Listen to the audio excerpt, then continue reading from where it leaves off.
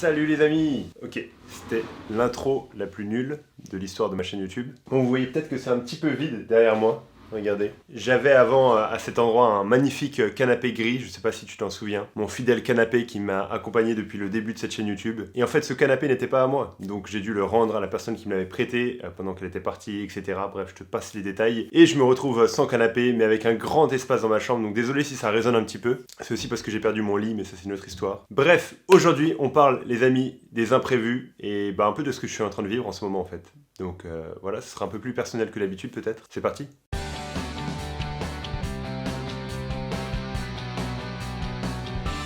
C'est une vidéo un peu plus personnelle parce que c'est quelque chose que je suis en train de vivre en ce moment même et j'aimerais vous partager un peu plus personnellement comment je réagis par rapport à ça, au cas où ça vous aide et au cas où ça peut vous être utile. En fait, je devais partir aux États-Unis pendant 5 mois à partir du mois d'août, de août jusqu'en décembre, pour un stage dans une église. C'était une super opportunité qui était ouverte à moi et j'étais vraiment enthousiaste par rapport à ça. Je pense pas que je vous en avais parlé, mais voilà, je devais partir là pendant ces 5 mois et être à fond concentré dans ce stage dans cette église. Et bien sûr, on a eu l'habitude des imprévus depuis que le Covid est rentré en jeu et comme disait un ami, Covid c'est un gars pas très fiable. Du coup, quand il se mêle de l'affaire, ça donne des soucis et des imprévus.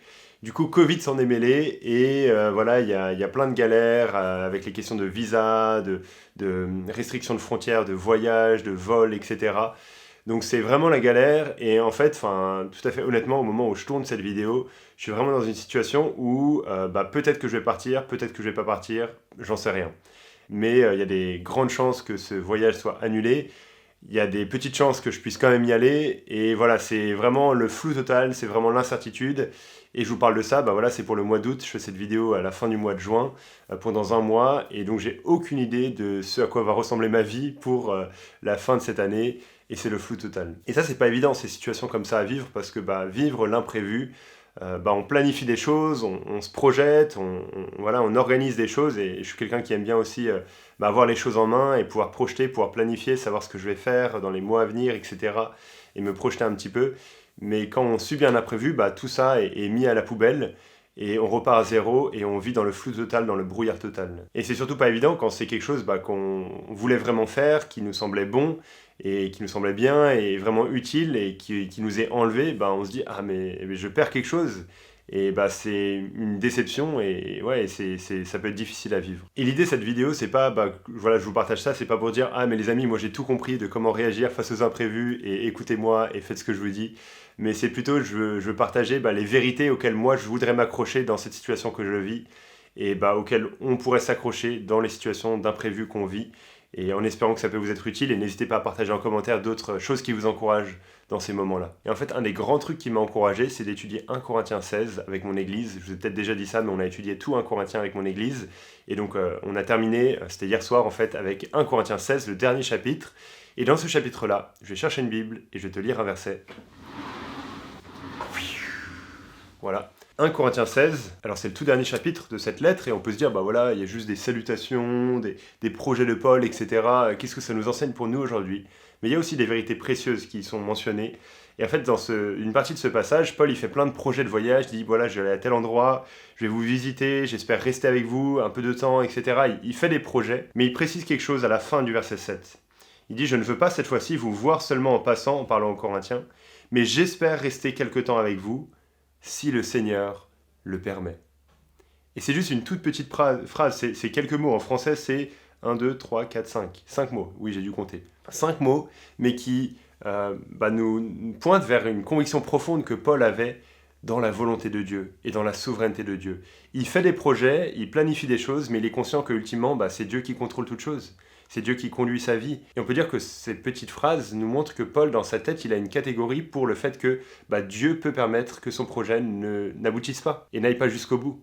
Et Dieu est totalement en droit de le faire. Il est totalement souverain là-dessus.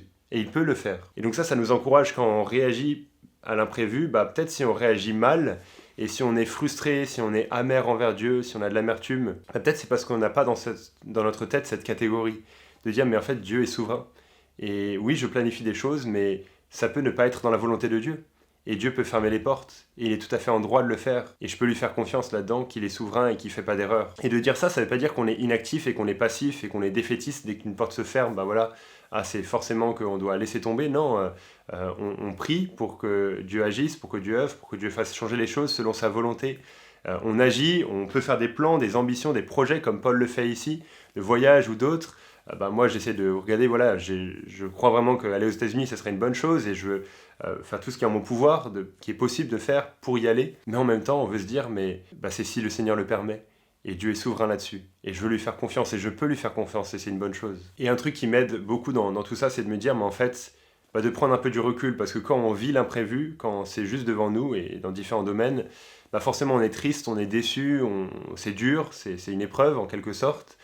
Mais si on prend un peu de recul, on peut se dire, ah ok, mais en fait, il y a des trucs pires dans la vie, il y a plus grave. Et je prends un peu de recul, je mets un peu tout ça en perspective.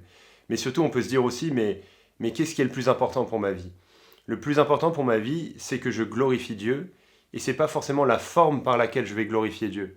Donc moi, ce que je veux me dire, c'est voilà, j'aurais pu glorifier Dieu en allant aux États-Unis, en faisant ce voyage qui allait être super et ce stage, mais je peux aussi glorifier Dieu en restant ici et en continuant à vivre pour la gloire de Dieu dans mon quotidien, dans tout ce que je fais. Et les deux sont bons, et les deux sont pour la gloire de Dieu, et c'est ça qui est le plus important. Donc le plus important, c'est de glorifier Dieu, de vivre pour la gloire de Dieu, de vivre pour Jésus de toutes ses forces, et pas forcément la manière par laquelle on va le faire. La manière peut varier, et dans le sens, peu importe la manière, tant que ça permet que Dieu soit glorifié, et qu'on vive pour Jésus. Donc ça, je pense que ça peut nous aider quand on est face aux imprévus de la vie, de mettre ça en perspective d'une catégorie plus grande. Ok, quel est le but de ma vie ? En fait, la vie continue, je peux continuer à vivre pour la gloire de Dieu, et c'est ça le plus important. Je sais pas toi ce qui t'aide quand tu es face aux imprévus, ce qui t'a aidé dans le Covid. Quand on pense aux imprévus, forcément on pense au Covid et à tout ce qu'on a vécu. On a tous vécu les imprévus par rapport à ça. Qu'est-ce qui t'a aidé ? Qu'est-ce qui t'a encouragé ? N'hésite pas à le partager en commentaire, je serai encouragé moi-même en lisant ça. Je vous tiendrai au courant bien sûr sur Instagram, là où je partage un peu des actus quotidiennes sur ce voyage et si je viens à partir aux États-Unis ou pas. C'est vrai que si je pars, je ferai probablement une pause sur cette chaîne YouTube et si je reste, voilà, je pourrai continuer. Donc merci Seigneur, les deux ont des avantages. Je précise aussi les amis, alors c'est vraiment la vidéo où je raconte ma vie là, mais je précise aussi que je suis sur le point de partir en vacances et je sais pas si je pourrais faire des vidéos. Je vais pas me mettre la pression par rapport à ça, je vais aussi couper, je vais déconnecter, etc. des réseaux sociaux. Donc pas sûr qu'il y ait une vidéo la semaine prochaine. S'il y en a une, c'est une belle surprise. S'il y en a pas, vous étiez prévenus. Je crois que j'ai tout dit. Bonne journée à vous les amis et à très bientôt.